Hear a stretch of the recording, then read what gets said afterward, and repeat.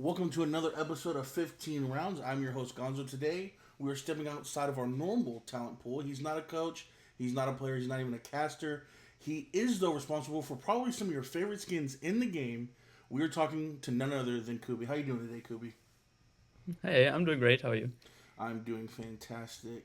So, obviously, you're in graphic design.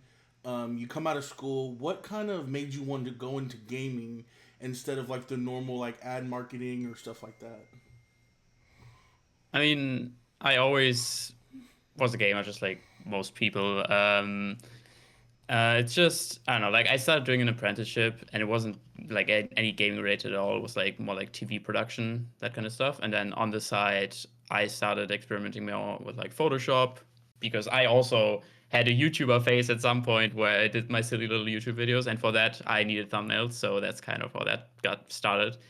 And then I was like, all right, sure. How can I start making like working with people and like maybe making profit from this? So I started doing thumbnails, and it just kind of got rolling from there. And I don't know, just it was really fun working with like stuff that is actually like more in your interest than usual TV production or advertisement, those kind of things. So yeah, it was just like really interest based, and I was like, yeah, that's nice. Okay, I can work with that. Well, not only the thumbnails, but you also worked with NVR, which if people don't know, they are a sleeve company, and I think they also make jerseys. Was that early experience kind of in the gaming? Was that helpful? Because a lot of the similarities between, making a branded sleeve for a team is going to kind of go into the same thing as the weapon skins, and also how to kind of have those relationships with teams to where they kind of have maybe an idea or a need for something, and then you can kind of bring it to life and to put it, to an actual product. Yeah, it was definitely like it was that was quite some time ago. So it's been a while. It was like in my early stages of my career. So, but it has many similarities to like the skin design because in the end, all it is like taking the branding of an organization and putting it into a format that is very uncommon, right? So, a sleeve is a very uncommon shape, so to say. It's not a usual graphic. It doesn't follow the usual rules for graphics or social media. And same with weapon skins or uniforms, etc. So, in the end, it's just bringing that branding of an organization or a team like into a very uncommon format and making it look nice and work well for what is needed, right? Yeah, because I'm sure you're. I mean, with weapon skins and sleeves, you're playing with kind of weird angles and it's a weird kind of wrap around where do you put the seam and all that stuff. So I can see where that can come in handy. Do you have any advice for kind of younger artists trying to get noticed by creators for thumbnails, or even if they want to kind of follow your path and do adjacent things like making sleeves or doing you've done YouTuber merch and stuff. How do they kind of get their work noticed by those bigger creators and get their foot in the door? First of all, I would say don't wait for anything. Don't wait for the perfect moment. Just start creating things and show people what you can do. And then also like present it nicely on social media, make sure people see it. And when people see it and are like, oh yeah, this is sick, they will like eventually it will find their way to the person you want to reach. And ideally you also want to choose someone to work with that isn't like that doesn't have the greatest thumbnails, right? Like whenever I reach out to someone and asking like, hey, are you interested in working with me for thumbnails? It was never someone that already had like crazy good thumbnails. Obviously, it was someone that was like kind of not so good thumbnails to medium, decently well thumbnails. Then I was like, hey, I have an idea how to improve this. Here's how I would do it. And like, you need to really show and visualize the people why you can do a better job than whoever's doing it for them. Or maybe you can just also use the time saving aspect. Like these creators are busy, so you can always be like, hey, I can do this for you. It gives you more time to work on a video, gives you more time to express yourself in another way. Like there's always so many arguments to find a way to talk to someone about potentially working together. Yeah, I suck at making thumbnails. I'm not gonna lie. Um, but like the hour or two I normally spend on them, if I could pay someone like $5, $10 to make one, and it'd be the same decent level, I would. It's crazy how long good thumbnails I feel like take forever. Cause, Yeah. cause I know how long mine take, and mine aren't nothing special. Yeah, I But spent so much time. making thumbnails. Mm. I think for Drifter, for example, the Call of Duty YouTuber, I did over 1,000 thumbnails for him, and I did that over like many years. And basically, almost every day, I was working on his thumbnails, and they got sometimes more complex, sometimes simpler, but it takes a lot of time to get something good. Yeah. Yeah. Well, I've looked at your portfolio a lot, and I really like a lot of your artwork, like just the artwork in general. Did you post the weapon concepts before you ever even made a weapon skin? Yeah, yeah. I created a bunch of these concepts just because I like that was my way of kind of showing people what I can do and to see if they like my style and maybe like get a foot in the door with all these organizations, right? So I did these concepts first because I knew like, hey, this is something I would really like to work on. I got to show people why they should hire me. So making weapon skins is so much different than the thumbnails. Is there anything from making thumbnails and your time working with those YouTubers? Do you take over into making weapon skins as an artist, or was it just kind of a stepping stone in like the next project to move on from? Is there any kind of similarities there?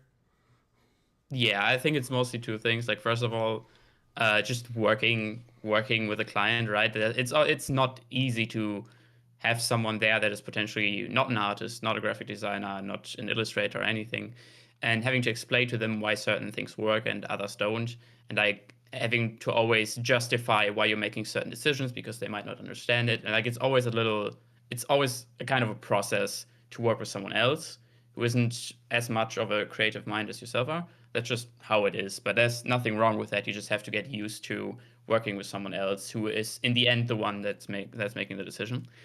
And second of all, I think for siege skins, in most cases, just like on thumbnails, simplicity is key.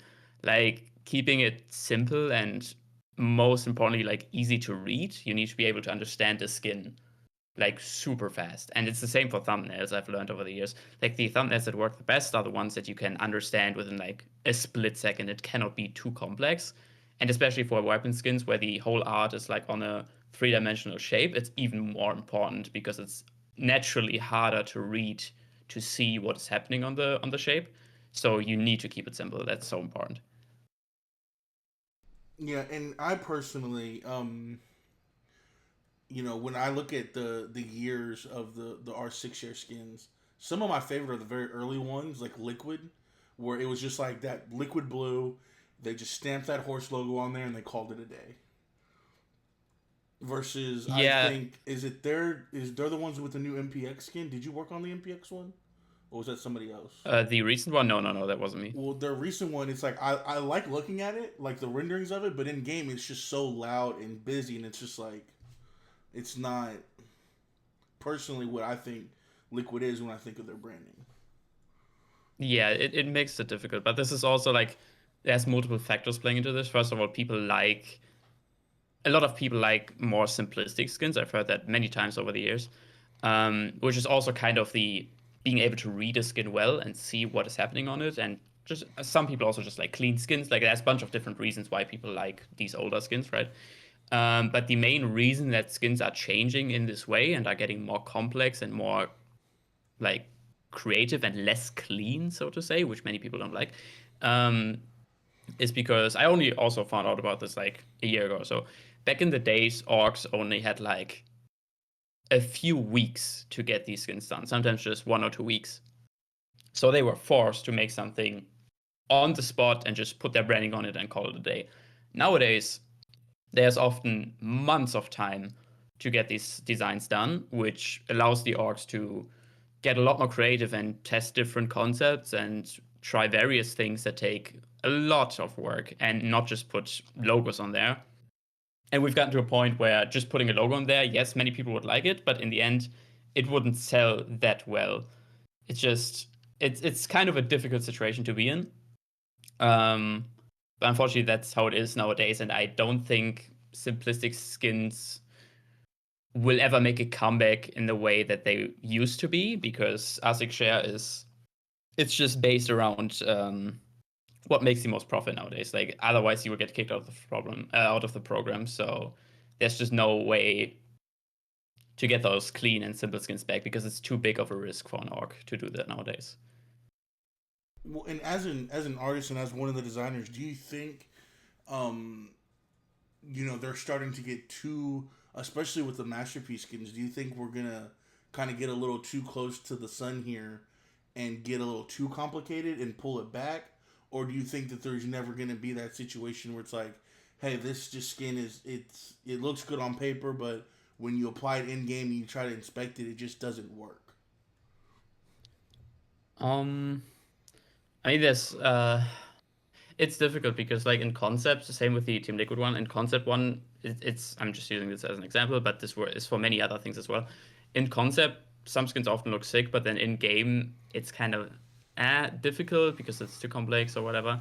Or maybe the texturing wasn't done well, or some mistakes happened. Like everything can happen. So it's a bit problematic. I see some orgs trying to do simpler things again, and I also know that the masterpiece skins are a concern for many organizations because they think people will buy those over the ASIC share skins, and they think that that will end in less sales for the organizations and more money for Ubisoft because why would they buy an I don't know a Valkyrie bundle if they could buy the Valkyrie Paragon Elite skin, which is insane and animated and everything? So it's like a difficult situation for the organizations to be in.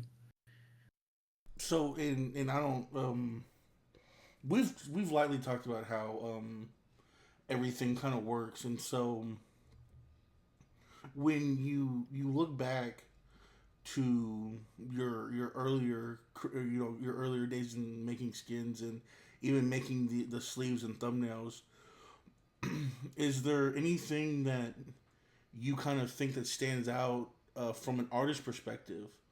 Talking about the artistry and trying to apply it to the guns or to the sleeves that you had to come over that was like the big kind of aha moment to where once you kind of overcame that challenge, it made your career a lot easier. I think I would come back to the like talking with clients thing. There's always it's so difficult sometimes working with people because you have to on one side you have what the client wants and on the one side you have what you think is right. And so sometimes it is very hard to put your own ego aside and put your own what you really want to do yourself, put that aside and just purely do what the client wants in the end. Ideally it should be a working together, but sometimes that doesn't work out. And sometimes the client just really wants to push through with their idea. And those are the moments where you have to be the bigger person and be like, okay, sometimes we have to do it your way and we'll do it your way now, even if it's not what I wanted this to be. And that was like a major thing for me to learn because it allowed me to be less angry and less sad about a project that didn't work out and just be like, hey, you wanted it this way. I've tried to explain to you why it doesn't work.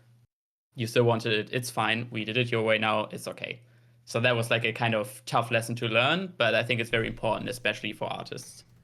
Yeah, I can imagine. I've never publicly talked about this, but there was an article I wrote for the six stats is what it called, Kibo, and he had like rewritten a good portion of it, and I just started telling him I was like, hey, I don't feel comfortable putting my name on this anymore because it doesn't represent kind of the way I feel about the situation, and I can imagine you as an artist, having that happen to you to where it's like the customer wants something so different from what you think would look good. It's kind of hard to then sign your name off to something, thinking in the back of your mind like this doesn't look as good as it should. Yeah, that happened many times. We're always trying to reduce it and work something out in the end that everyone is happy with, but it's not always the case. And mostly just, I do post about everything that I work on, yes.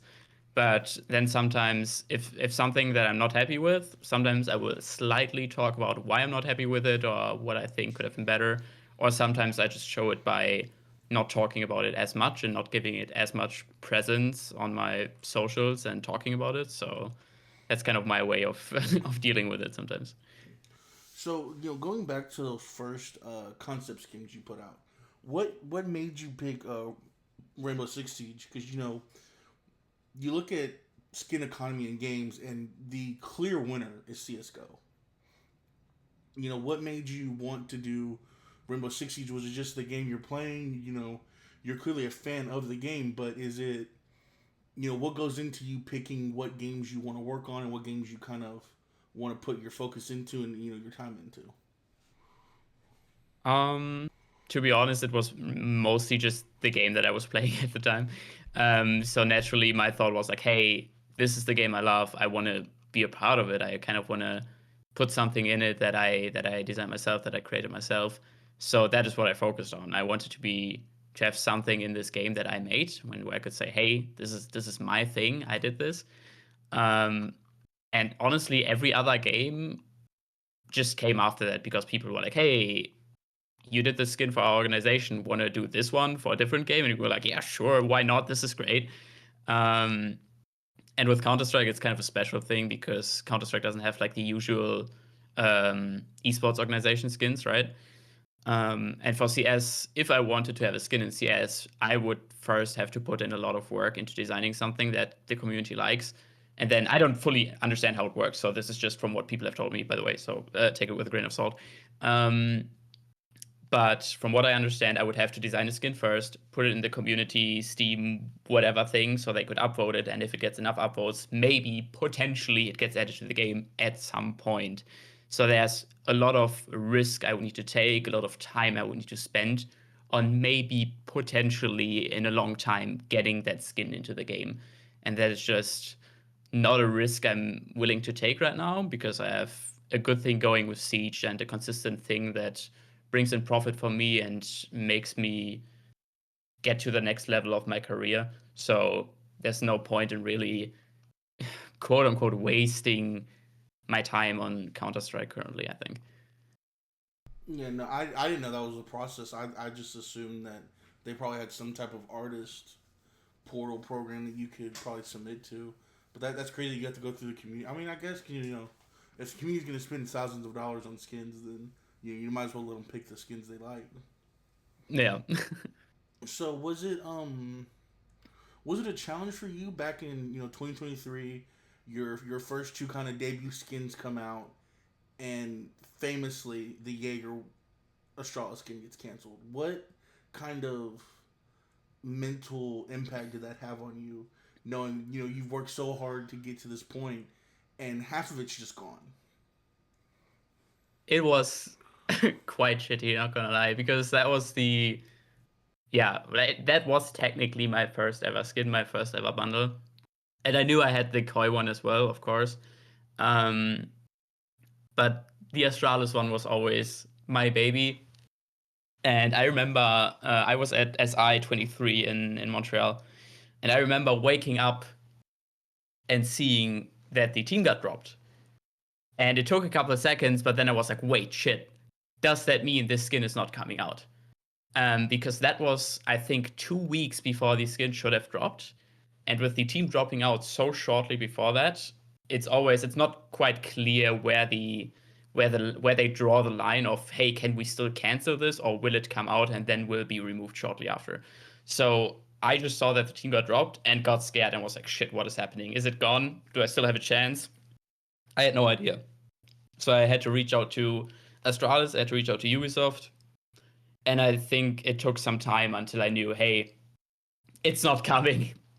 And it definitely ruined my mood for quite some time there, not gonna lie.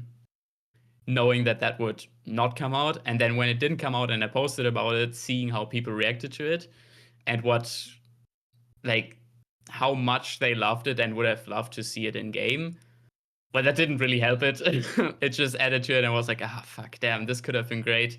Um, but in the end, it is what it is. And I think nowadays, looking back, the people that do know about it, which isn't the biggest part of the community, but the people that do know about it, I think it's one of the most iconic ASIC share skins, especially because it never came out. Like it has that kind of status to it, I feel. I mean, could you imagine? First of all, luckily it didn't come out for like a week and then go away because I wasn't playing at the time, and if that skin would have hit the marketplace, anything under $100 I would have probably bought it for.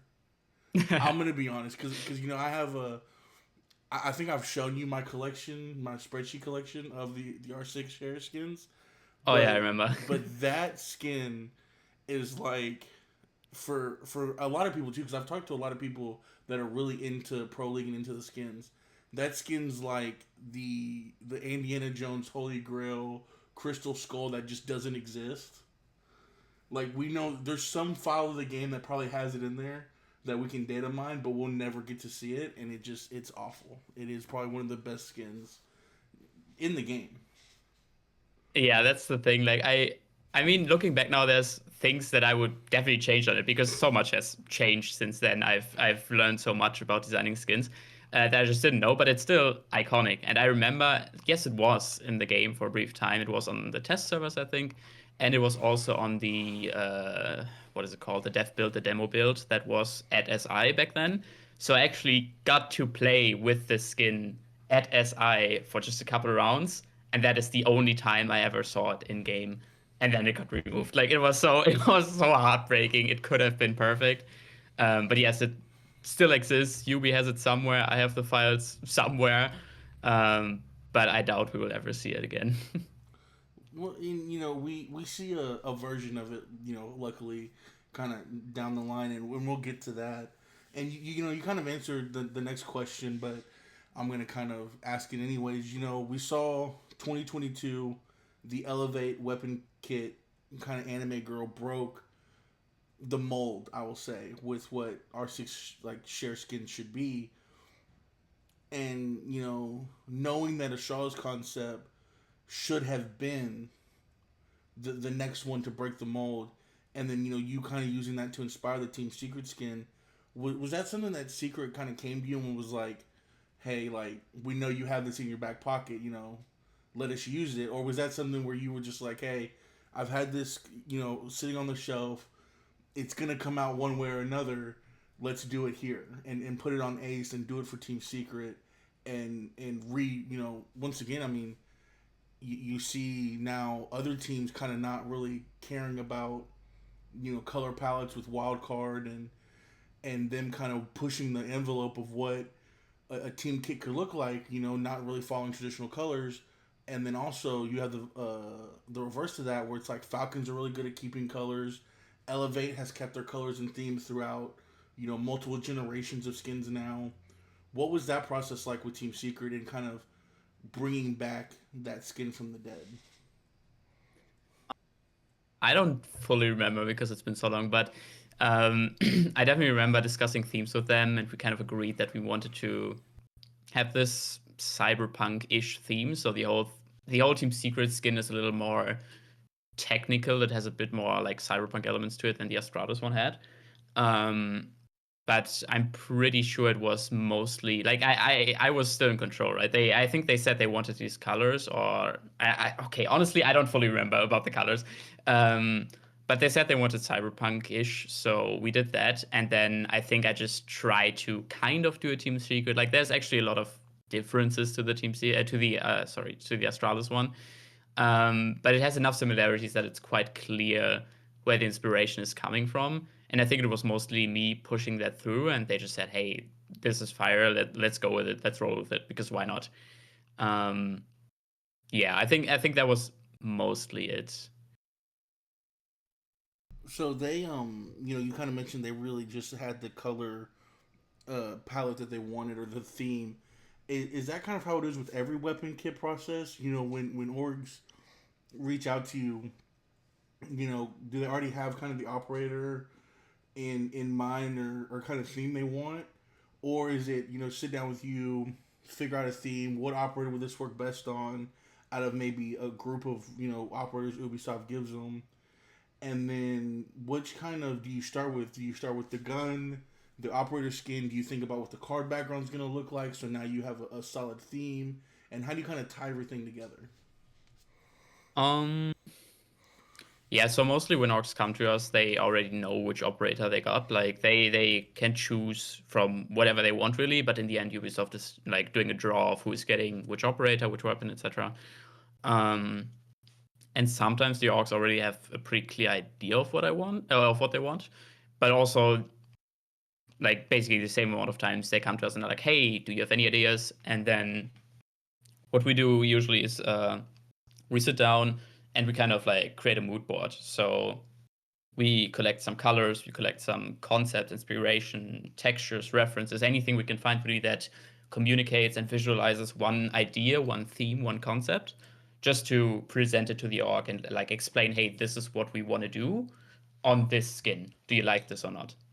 So we usually create like a couple of these mood boards and show to the organization if they don't have an idea themselves yet. And then they can say, hey, we like this part. And either they just decide for one straight up, or they combine multiple concepts into one. And it's like a whole process of just talking with each other and communicating well and finding something that works.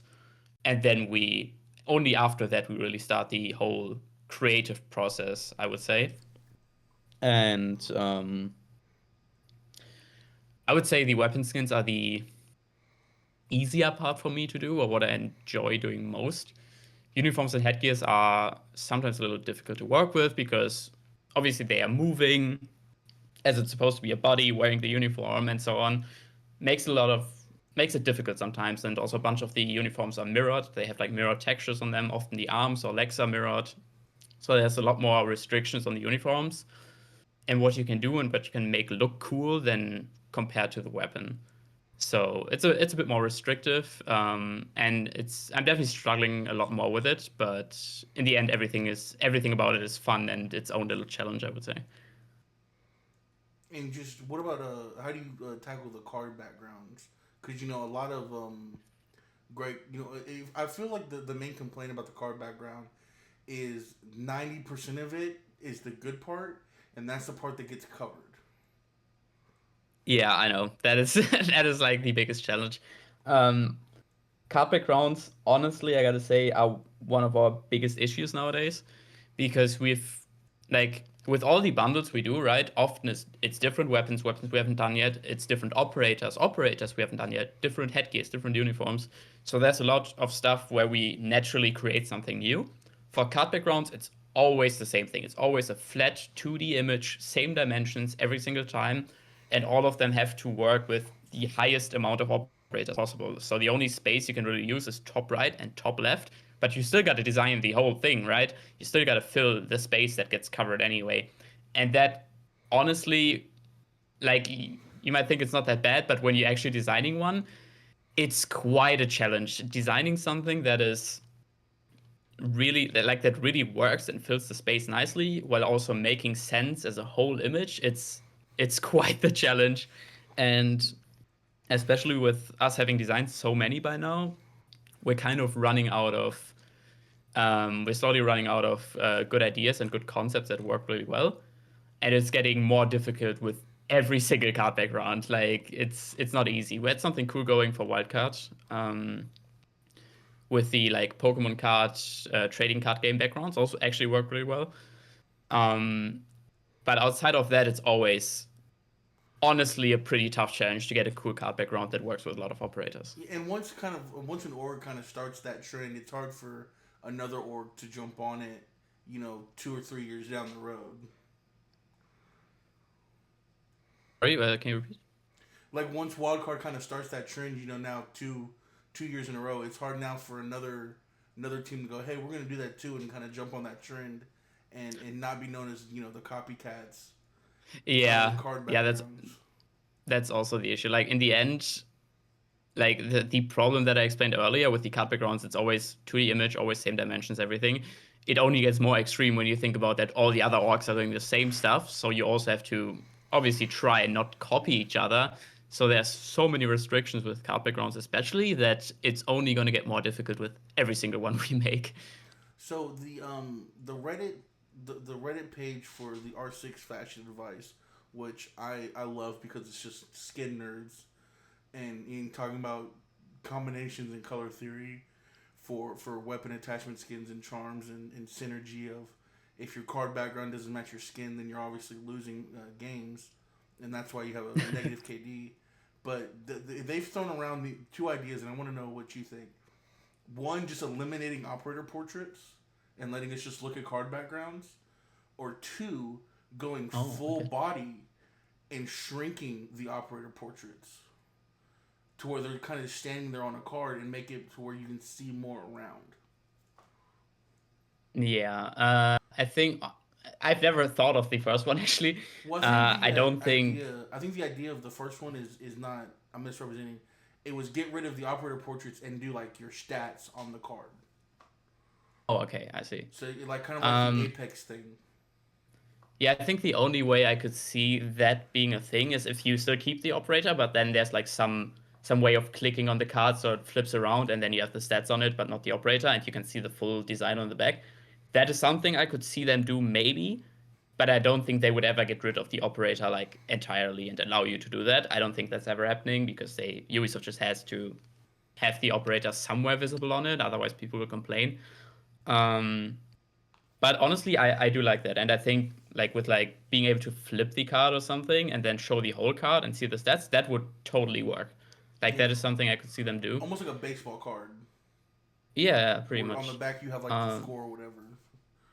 That's yeah. what I've always liked. Is like I pick Ash, and it's her full body like and not maybe even like a picture, but like a rendering of what this whatever skin I'm using in game, and then like next to her it has like my KD with Ash, my win rate, my pick rate, because then you can really, I mean, if we start getting into the nitty gritty of stats and show what we can show on cards, then then the backgrounds can be you can start maybe designing backgrounds like old baseball cards and stuff like that. I would honestly love to have like a 3D render of the operator every single time, so it would actually show the headgear and uniform you have equipped Yeah, in that very moment. That would be sick.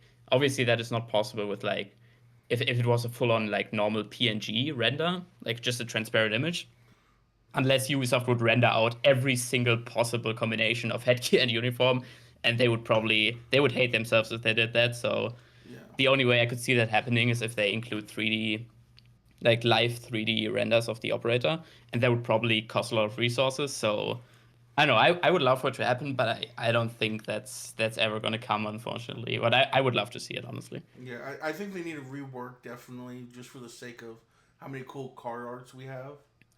Um, but I don't know the solution either, so that's just me talking above my pay grade. But you mentioned you've done other games for certain the same awards and stuff. Is there any big differences between designing, for Rainbow versus COD versus the finals that maybe some people don't know about and that will kind of surprise some players? Um, well, first of all, I can say R6 by far has the best system for creating skins. Like, there's so much creative freedom, there's so much you can do, and it's very clear what you can do and what you cannot do. Like, the guidelines that are given out to orgs are very specific and show you what is possible and what is not. And that is very different for other games. For the finals, for example, I don't think we had any guidelines really. It was not very clear what is possible, but for them, like I can kind of forgive them and understand why that is the case because the game is very young. That was their first batch of esports skins, I think. So they're only really getting started with it. And Rainbow Six has years of experience with these kinds of programs, and they have learned what is important and what is not. So with the finals, I get it, but there's the finals had their own set of like technical difficulties that are not in Siege, um, but also allowed for more things. For example, in the finals, we could do animated charms, we could do animated stuff on the headgear, stuff that we would not be allowed to do in Siege, which was really cool. But there were other issues that made things not possible that are possible in Siege. So there's always ups and downs for everything really. Um, I think for Call of Duty, it was also mainly the issue. It wasn't very clear what is possible. It wasn't really communicated that well, um, which is just unfortunate because it automatically limits your thinking because you are like, oh, can I do this? Can I not do this? Better play it safe. So yeah, it's making it difficult. And we also did some stuff for Overwatch, Valorant, and PUBG. And I think for PUBG, it was pretty much like Siege, even though not as well explained and everything. But it was still like they let us do most of what we wanted to do. For Valorant, it was that one was difficult because we kind of did our own illustration, but then right in the end decided to remake everything themselves because they wanted it to fit the style of Valorant, the visual style and illustration style that Valorant usually uses. So that was kind of unfortunate, and I understand why they did it because it looks sick and it all looks uniform and clean together now, but it limits creativity so much, and that is just unfortunate, I think. So that is something that Siege is really Ubisoft should really be proud about this. This is an insane program. You can do so much with the skins, you can do so much with the texturing. Creative freedom is crazy in Rainbow Six compared to any other game I've worked on. So when you think about the the process of making these skins and the challenges, with just the esports skin, do you almost kind of wish that you could I'm trying to word this properly. Do you ever wish that maybe that they would allow you to just work on your own when you do these skins, or do you like having kind of the guidelines and the vision boards with the I'm drawing a blank on the word, esports organizations? That's what I'm trying to say. Do you ever kind of want to go off on your own and do your own skins, or do you like the direction of the esports skins and how they're going and working with these different organizations? That is actually something like I've talked about this quite a lot with Nicola, my illustrator I'm working with. And we've always said, oh, it would be so sick if we ever got to design our own skin or our own, like if we could design our own uniform, like the 3D model from the ground up. We know that's never happening, but it would be sick. Um, I think honestly, I'm quite happy with how things are and that we're working with all these orgs because it allows us we get a fixed branding we have to work with to a certain degree. So we kind of get some ground rules to work with, but are still allowed to go crazy sometimes.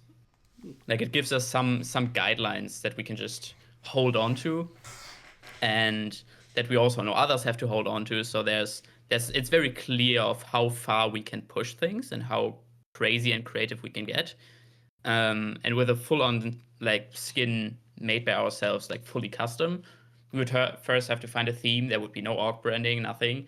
So we would have to create something insane out of nowhere that kind of fits and looks sick, which would be insane. Don't get me wrong, I would love to do it, but it would be a much bigger challenge than anything we've done so far because there's nothing really to hold on to. We don't have to follow any like crazy branding guidelines besides well not putting nudity, drugs, etc. on it, of course. Um, but we also wouldn't have to follow any org branding guidelines, no esports logos. That also means we can use no branding, no hashtags that the org is using, no cool logos or anything. So it's making it more difficult, but also a lot cooler at the same time. I would love to do it eventually, but it has its upsides and downsides for sure. So if you ever do get the call from Ubisoft and they say, "Hey, we're going to take off the esports guidelines and you're going to get your own bundle collab. This doesn't have to do with esports. This, you can pick any, IP, or if you want to just kind of work on your own. What would that kind of bundle look like? What two options are you picking? What's the theme of it overall? Do you go with an IP collab with like another game or show? And what is the Koobi bundle look like in your mind when you kind of sit there and daydream about you know just full freedom? Hmm.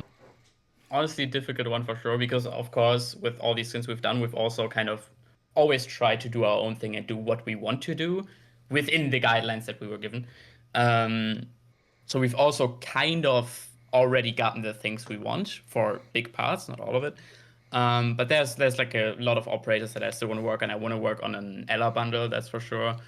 I want to work on a Vigil bundle. I want to work on a Bandit bundle. Ideally, I want to do Jäger at some point to just redeem myself for the Astralis Jäger. Um, and I can say I always like very tactical skins. So Like it doesn't like for me it doesn't have to be like any crazy Fortnite Valorant kind of insane skin with dragons and fire and like some medieval shit on it. I don't need that. I'm happy with getting an operator that looks super tactical, has like insane attachments, like a crazy helmet, a cool mask. Like it can be realistic to a certain degree, but still looks super fucking cool. Like this is the stuff I love. And then giving that some personality with some cool colors, some clean aesthetics. That is probably something I would go for. But I could totally see myself also doing like a crazy Ella Eagle skin and give the people what they really want. Um, so there's definitely a bunch of things I still want to do, and a bunch of things I would probably never be able to do within R6 Share. But hey, maybe one day I get the call from Yubi, and then we'll see. They call you like, they're like, Koobi, what do you want your cloud to be? And you're just like, hey, you ever play Dead or Alive? Yeah, Oh that god, would be yeah, sick. yeah. Just think about the stonks, guys. Think about the money we're about to make. But so you've kind of went on to also work with production a little bit. You've done a little bit for EWC Gamers 8 before they were Gamers 8. Do you want to do more kind of event theme stuff like that, or do you fully see yourself committed to doing the esports skins when it comes to your future in the space? Well, okay. See, that's the thing that I feel like most people don't actually know.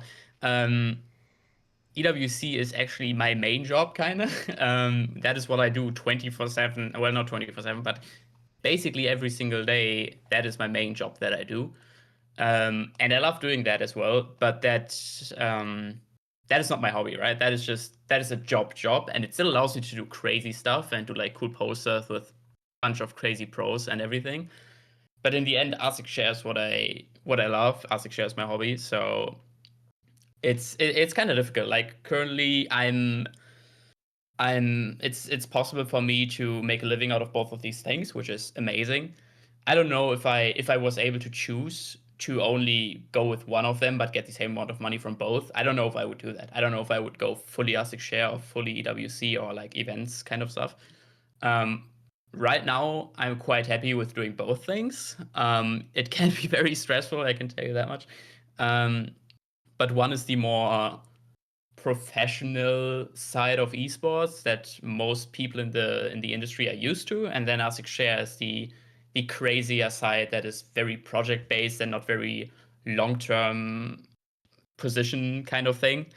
Um, so yeah, right now, honestly, it allows me to do the things I want to do and have a relatively secure, more or less full time position on the one side. Um, that brings me the money and makes me do cool things. And on the other hand, I have the stuff where I can get really like insanely creative and do cool stuff for the game that I play every day. So I'm very happy with that. Those two things combined in my life right now. So what is your day to day right now, kind of in the off season of EWC? Um, that's the thing. There's not. There's. I mean, there's. We call it the off season as well, but there's never really off season. Like the event is so big and is so long that we always have to prepare for the next one. So as soon as last year's CWC ended, yes, we all did take some time off and everything, but after that, we basically started preparing for this year already. And currently, Road to EWC is starting, which is kind of the event that is leading into EWC, where a bunch of the qualifiers happen currently at DreamHack Birmingham and these kind of things. And also, Road to EWC has its own branding guidelines, branding directions. So we have to remake a bunch of graphics in a new style. So there's never really an off season with an event that big and going on for that long. There aren't really crazy breaks. There are just times where there's a little less to do, and then the closer we get to summer, the crazier it gets again. Yeah, yeah. So we kind of touched on it earlier with the whole elevate anime girl skin and kind of them setting that trend.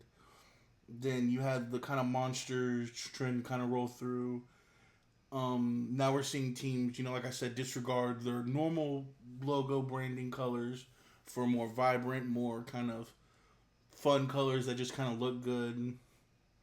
Where do you see kind of the trend going for this next, up and coming year? Is there, maybe something you can kind of give us a peek into what teams are thinking for the next wave of skins?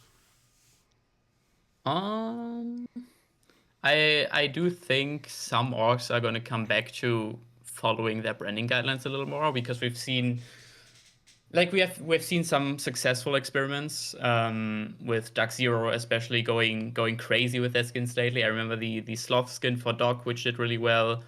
Um, and for them it worked, but I also think, for example, G2 with their Zero bundle didn't work out that well, unfortunately for them. And also G2 was kind of one of the last few standing orgs where the fans were really happy that they were still following their own branding and their red, black, and white skins. And I could see especially maybe G2 and some other orcs kind of coming back and going like just pulling back a bit more and being a little more like staying a little more true to what they used to have, but still doing crazy skins, just a bit more on brand with what they do and not changing everything up for this one skin specifically. So I think it's gonna things are gonna get a bit more on brand again. That would be my personal prediction. And I think there's still gonna be no more anime. It's probably gonna take a couple of years until that trend comes back. Besides the APEC orcs that are still probably gonna go go crazy with that. And Elevate is honestly the only one where I'm like, hey, honestly, go with it, get your bag, because they started this, and in my eyes, they are allowed to ride that wave until the very end. Well, Um, apparently but I think everyone, in over yeah. there, I hate to cut you off, but apparently there's like a whole comic series now following the Elevate girl, and she has like a whole backstory and lore and everything over in APAC that just nobody over here knows about. Oh yeah, I was about to say I've never heard of that. I haven't followed Elevate that closely lately, or the whole anime thing, because it's not really my personal taste for skins and so on. But that is wild. Honestly, that Elevate is probably the only org I could really see pull that off, and people actually loving it. So good for them.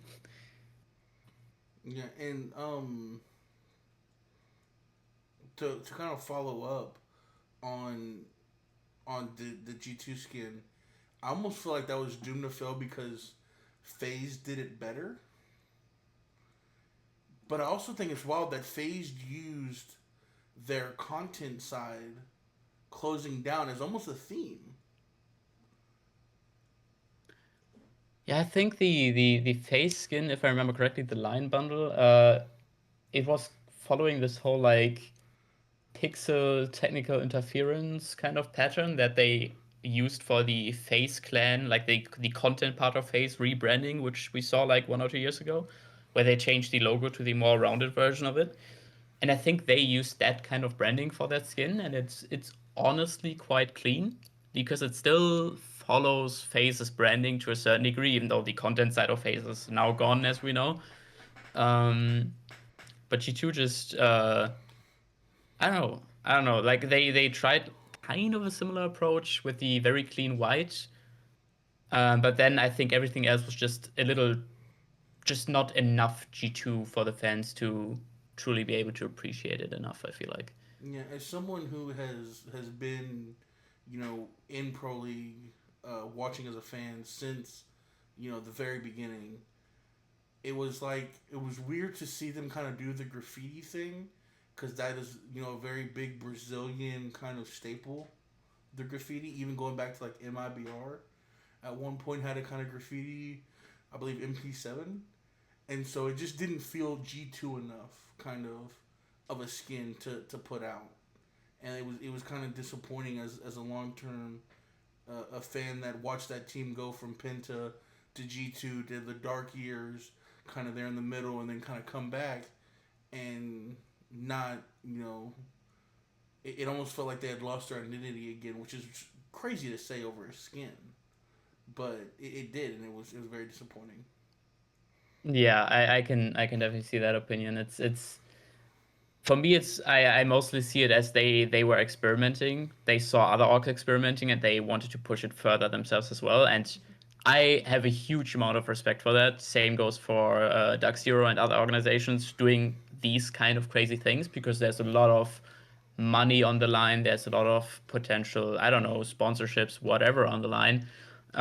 These orgs, G2 probably not as much, but other orgs, smaller orgs, are relying a lot on these revenue share programs to be able to survive and still have a team in this game.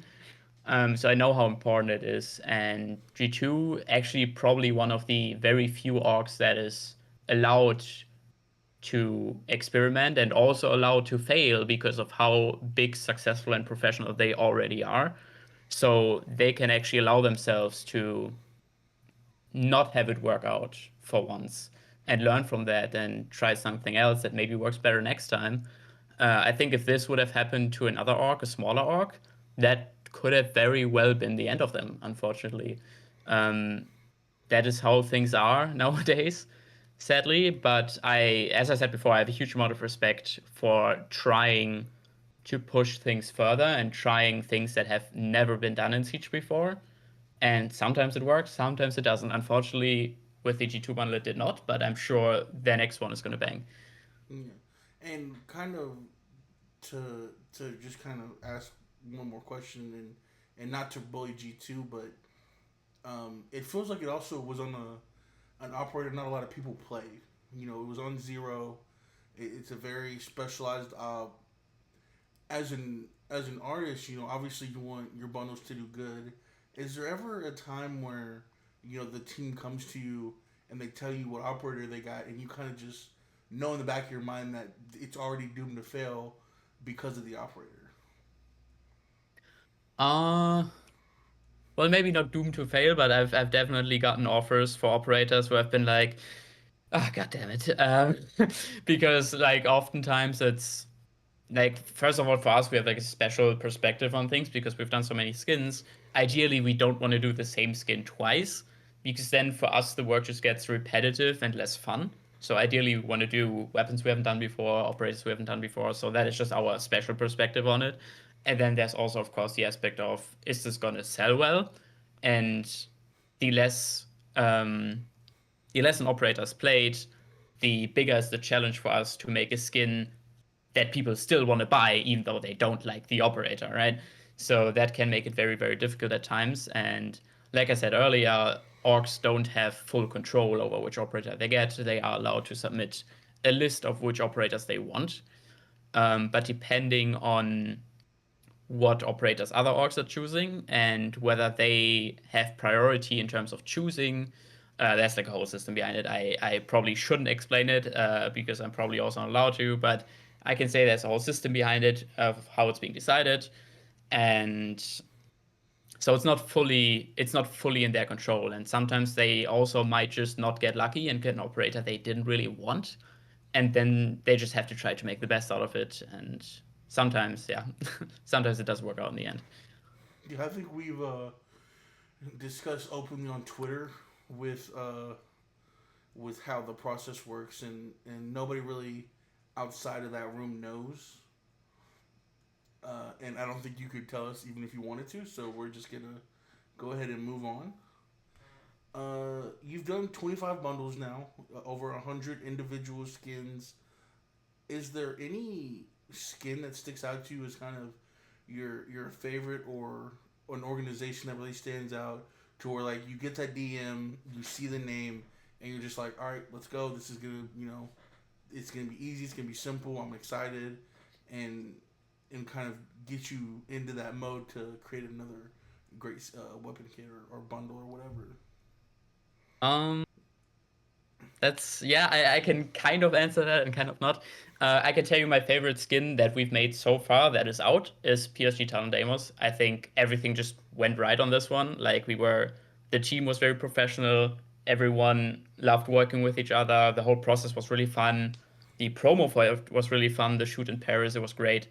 And I think that is like our proudest skin we've done on an artistic level as well. It just came out so well. We're really, really happy with it. Um, and there have been definitely orcs um, where I got in the M and I was like, hell yeah, this is gonna be insane. Like especially this year for what is coming in the next months, I can say that I've gotten two DMs where I finally got the message like, "Hey, we're gonna go with you. We're gonna work together." I was so insanely excited about these opportunities. So that definitely gave me a motivational boost, and I hope especially those two bundles are hopefully gonna bang. So So there's some great things coming up. two bundles that haven't released, but you haven't worked with them before. I'll do the math and I'll narrow the list down. Yeah, there aren't that many left, right? Yeah, like it's not gonna be hard to figure out soon. And going to the PSG, unfortunately, probably one of my favorite looking charms has been canceled. How did that Yeah. feel? Knowing that skin, Um. knowing the bundle will never be complete. Yeah, that is. You said it quite right. Like it fits the operator so well. So seeing that get canceled was also quite a bummer. That was my favorite drone skin we've done so far, especially because I like the Deimos bundle so much. Um, yeah, that one kind of was painful, not gonna lie, and it was also that one we also already had access to. I had it on my account actually, and I was able to take some screenshots before it got removed from the game files. So as you can tell, as it was in the game already, this one was also removed shortly before the release, very shortly. So up until the release, where it ended up not releasing, we didn't really know what was going on, if it was going to release or not. But we knew it could happen that it's not coming out, and Yeah. it ended up not coming out. So it's always a little painful, but I think by now we've gotten used to this kind of stuff, and we're just compensating for it by making more skins and trying not to think about what could have Just been pray they as come much. back one day. Just pray they come back.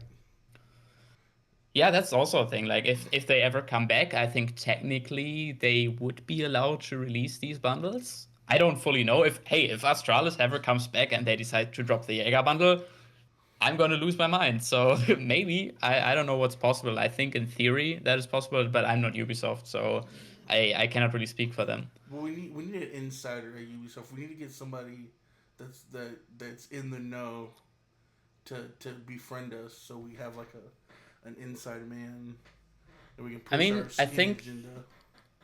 I think it has that like it has happened before. I think I don't remember which org it was. I think there was something going on with Virtus Pro as well, where they had a skin and it didn't come out, and then they came back and then it released. Like something like this definitely happened at some point. Well, recently they took I Virtus Pro out of the shop and then they put them back in on this last update. yeah So I think there's a hmm, chance. yeah I could also see it being the org's decision. Like if they designed a bundle 2 years ago and then Ubisoft is like, hey, you're back now. Do you want to do a new bundle? And then the org says, hey, we still have this one. Can we do that? And maybe they're allowed to. I think it's also as much the org's decision as it is Ubisoft. So they really have to come to an agreement But there. with But in Astralis, theory, wouldn't possible. with Astralis, wouldn't it kind of feel like your ex girlfriend from college meeting your fiance for the first time in your hometown? Kind of like Probably. you'd be a little bit of a weird family reunion there. But I wanted to ask you, we have these kind of new bundles that I call them R6 share adjacent, the legacy bundles. Have you ever thought Yeah. if Ubisoft came to you and said, "Hey, we're gonna do a legacy bundle," what moment you would pick? Oh, that's a good question, actually. See, the thing is, I was actually asked to work on these, but I had to say no because I just didn't have time with all the buttons we were already doing. But Nicola, my illustrator, actually worked on some of these, and so did Tyron, the graphic designer from previously BDS, now Shifters, who also worked with me on the Koi bundle. So they did the recent batch of Legacy skins, I think. If I had to choose a moment, that is a tough one. Not gonna lie, I would probably pick something from SI 2024, um, because that comeback was honestly just insane. Like I remember watching here with a friend of mine, and we were co-streaming the whole thing, and I was sitting here until like I don't know 3 a.m. or whatever it was, not believing my eyes what I was seeing. So for me, that is the greatest moment in R6 esports, and I would probably pick something from then. So yeah, so you've I mean that like you said, that whole invitational, um, ironically 24 was my comeback to watching pro league after kind of stepping away from the whole game for 4 years. And in Sao Paulo, it's those two teams. It's brother versus brother. That whole event, I feel like, could be. You could probably that just grand final. You could probably do a whole legacy set off of just that one grand final. Yeah, absolutely. I think it couldn't have been any more perfect, especially being in Brazil. And the Brazilians are absolutely insane about their esports. We all know that. Like, to this day, I regret not having gone to Brazil. I wish I would have been there. It looked absolutely insane. Yeah, they